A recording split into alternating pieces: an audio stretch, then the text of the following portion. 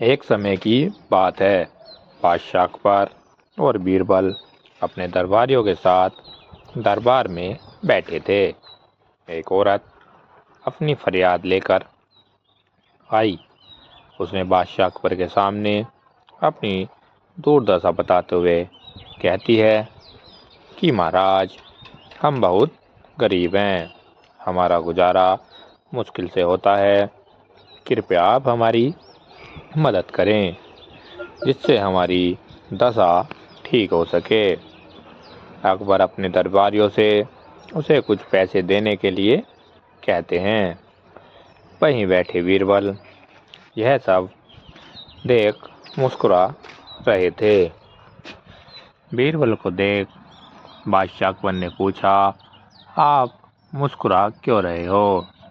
بیربل نے کہا، جہاں پناہ سمے آنے پر سب بتا دوں گا۔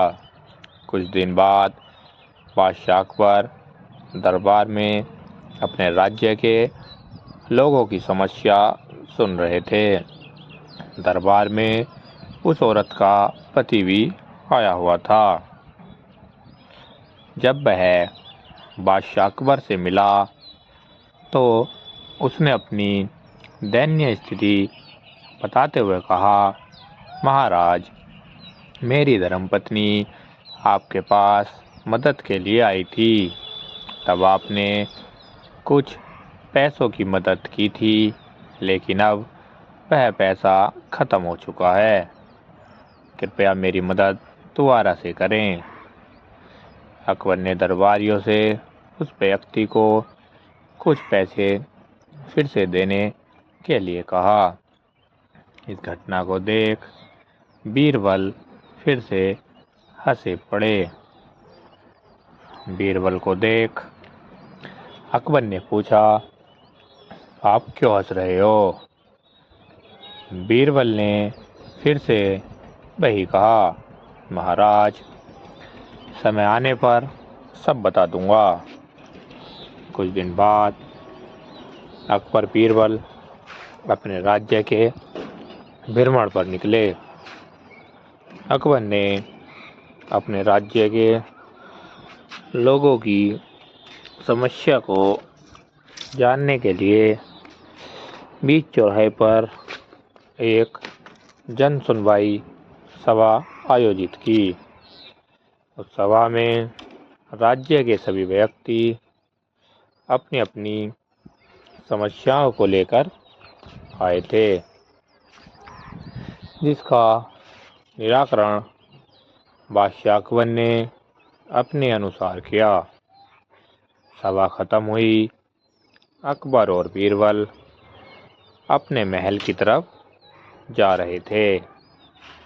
بیچ راستے میں اکبر دیکھتا ہے کہ ایک باغیچے میں وہی عورت اور اس کا پتی مایوس ہو کر بیٹھے تھے۔ بادشاہ اکبر اور بیربل باغیچے میں دونوں سے ملنے کے لیے گئے۔ اکبر ان کے مایوس ہو کر بیٹھنے کا کارن پوچھتا ہے۔ ویکتی جواب دیتے ہوئے کہتا ہے کہ مہاراج، ہم بہت غریب ہیں، ہمارے پاس پیسے بھی نہیں ہیں، میں اور میری پتنی آپ سے 2 بار مدد بھی لے چکے ہیں، لیکن ہم دونوں ایسے کب تک آپ سے مدد لے کر اپنا گھر چلاتے رہیں گے؟ مہاراج، ہمیں کچھ اپائے بتائیے۔ اس ویکتی کی باتوں کو سن کر بیربل کو ہنسی آ گئی۔ بیربل کو ہنستا دیکھ اکبر کو غصہ آ گیا۔ انہوں نے بیربل کو سمجھاتے ہوئے کہا، یہاں پر کسی کی استھتی خراب ہے اور تم ہو کہ اس کی مدد کرنے کی بجائے اس کے اوپر ہنس رہے ہو۔ بیربل نے بڑی گمبھیرتا سے جواب دیتے ہوئے کہا، مہاراج، جب یہ عورت آپ کے دربار میں مدد مانگنے کے لیے آئی تھی تو آپ نے کچھ پیسوں کی مدد کی تھی۔ اس سمے میں مسکرا رہا تھا تو آپ نے میرے مسکرانے کا کارن پوچھا تھا۔ اس کے بعد اس عورت کا پتی آپ سے مدد لینے کے لیے آیا تھا۔ تب مجھے زور کی ہنسی آئی تھی، جس کا کارن آپ نے پوچھا تھا۔ مہاراج، میرے ہنسنے اور مسکرانے کا کارن یہ تھا کہ آپ ان کی پیسے دے کر مدد کر رہے ہیں، جبکہ آپ کو اس ویکتی کے اندر چھپے ہوئے گنوں کی جانچ پرکھ کر آتم نربھر بنانا چاہیے، جس سے یہ ویکتی آپ کے سامنے ہاتھ نہ پھیلائے، بلکہ یہ دونوں مل کر کچھ کریں اور اپنا جیون چلائیں۔ اکبر نے بیربل کی باتوں کو سن کر اس ویکتی سے اس کی پسند تथा لگاؤ کے بارے میں جاننا چاہا۔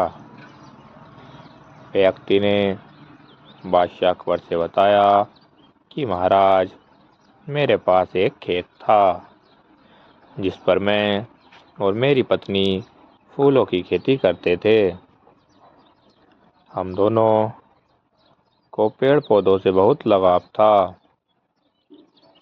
پھولوں کو ہم بازار میں بیچ کر پیسے بھی کما لیتے تھے، لیکن پتنی کی ایک بیماری میں نے اپنے کھیت کو اپنے گاؤں کے ایک سیٹ کے پاس گروی رکھ کر علاج کرانے کے لیے کچھ پیسے لیے تھے۔ پیسہ واپس نہ دینے کے کارن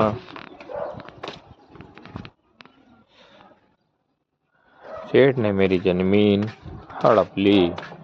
اب ہمارے پاس کھیتی کرنے کے لیے زمین نہیں ہے، جس کے کارن ہماری استھتی خراب ہو گئی ہے۔ بادشاہ اکبر نے اس ویکتی کو سیٹ سے اس کا کھیت واپس دلاتے ہوئے کہا، یہ لو کچھ پیسے اور اپنے کھیتوں کو پہلا جیسا بناؤ اور اپنے جیون یاپن کرنے کے مارگ پر اگرسر ہو جاؤ۔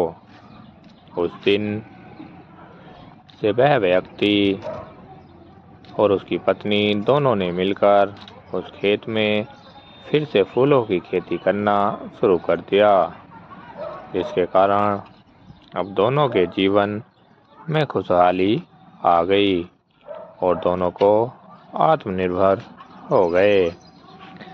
کہانی کا سار، ہمیں اپنے اندر چھپے گنوں کو پہچاننا چاہیے، جس سے ہم آتم نربھر بن سکے۔ اگر دوستوں ویڈیو اچھی لگی ہو تو ویڈیو کو لائک کریں اور ایسی ہی کہانی سننے کے لیے ہمارے چینل کو سبسکرائب کریں۔ جب تک کے لیے دھنیہ واد۔